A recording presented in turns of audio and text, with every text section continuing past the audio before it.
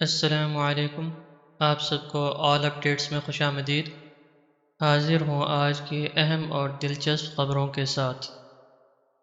روس کے وزیر خارجہ سرگئی لاروف نے یوکرائن کے تنازع پر روس اور مغربی طاقتوں کے درمیان ایک ہفتے تک جاری رہنے والی بات چیت کے بعد سویڈن اور فن لینڈ کی سلامتی پالیسی کو یورپ کے لیے مثبت قرار دے دیا ہے۔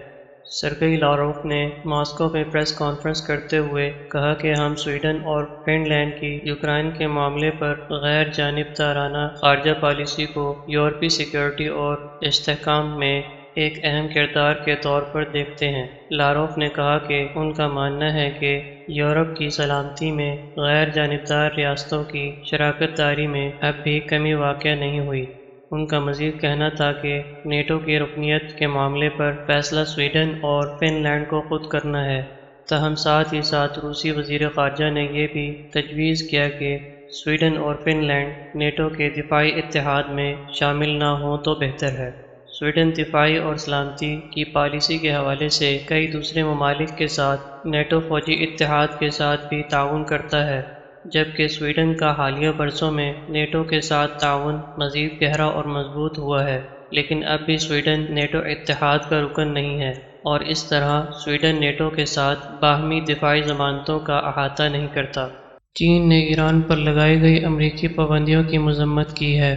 چینی وزیر خارجہ وانگ یی نے ایرانی ہم منصب حسین عامر سے ملاقات میں کہا کہ ایران پر یک طرفہ پابندیوں کی مخالفت کرتے ہیں۔ ایران کی جاری مشکلات کی ذمہ داری امریکہ پر عائد ہوتی ہے، جس نے یک طرفہ طور پر 2015 میں کیے گئے ایران اور عالمی طاقتوں کے درمیان جوہری معاہدے سے علیحدگی اختیار کی۔ چین ایران سے جوہری مذاکرات کے دوبارہ شروع ہونے کا حامی ہے۔ ایران کے وزیر خارجہ کے دورہ چین کے دوران دونوں ممالک کے درمیان 25 سال کے تعاون کے معاہدے کا اعلان متوقع ہے۔ یمن میں عرب اتحاد نے گزشتہ 24 گھنٹوں کے دوران متعدد آپریشن میں 340 حوثی باغیوں کو ہلاک کر دیا۔ عرب اتحاد نے صوبہ مارب میں گزشتہ 24 گھنٹوں کے دوران 33 کارروائیاں کیں، جن میں 190 حوثی باغی ہلاک اور 21 فوجی گاڑیاں تباہ ہوئیں۔ اس کے علاوہ عرب اتحاد نے البصرہ میں 27 ٹارگیٹڈ کارروائیاں کیں، جن میں 150 حوثی باغی ہلاک اور 16 فوجی گاڑیاں تباہ ہو گئیں۔ عرب اتحاد کی جانب سے جاری بیان میں کہا گیا ہے کہ حوثی باغی شہری آبادی کو نشانہ بنانے کی کوشش کر رہے تھے۔ حالیہ کارروائیوں کے بعد وہ عام لوگوں کو نقصان نہیں پہنچا سکیں گے۔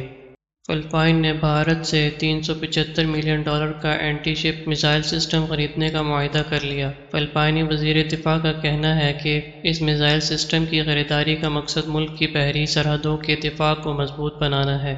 بھارت نے روس کی مدد سے برہموس نامی کروز میزائل تیار کیے ہیں، جن کے بارے میں اس کا دعویٰ ہے کہ یہ دنیا میں سب سے زیادہ تیز رفتار ہیں۔ فلپائن یہ میزائل سسٹم بھارت سے خریدنے والا دنیا کا پہلا ملک ہوگا۔ فلپائن نے اپنی فوج کے آلات کو اپ گریڈ کرنے کے لیے $5.85 ارب مختص کر رکھے ہیں اور اب اس کے حتمی مراحل چل رہے ہیں۔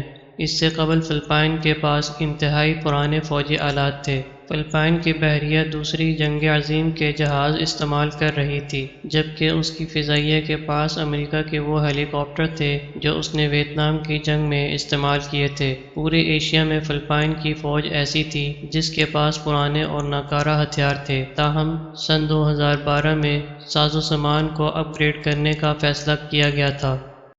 امریکہ کا کہنا ہے کہ روس یوکرائن میں فالس فلیگ آپریشن کی تیاری کر رہا ہے۔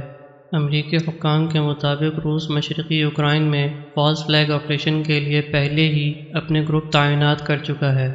ان گروپس کو شہری علاقوں میں کارروائیوں کی خصوصی تربیت دی گئی ہے اور یہ دھماکہ خیز مواد سے روس کی اپنی پراکسی فورس کو نشانہ بنائیں گے تاکہ بدامنی اور افراتفری پھیل سکے۔ وائٹ ہاؤس کی پریس سیکرٹری جین ساکی کا پریس بریفنگ میں کہنا تھا کہ روس ایسا ماحول بنا رہا ہے کہ کسی بھی وجہ کو بنیاد بنا کر یوکرائن میں جارحیت کر سکے۔ یہ وہی حکمت عملی ہے جو روس نے 2014 میں کرائمیا میں اختیار کی تھی۔ ویڈیو کو لائک اور چینل کو سبسکرائب کرنے کا شکریہ۔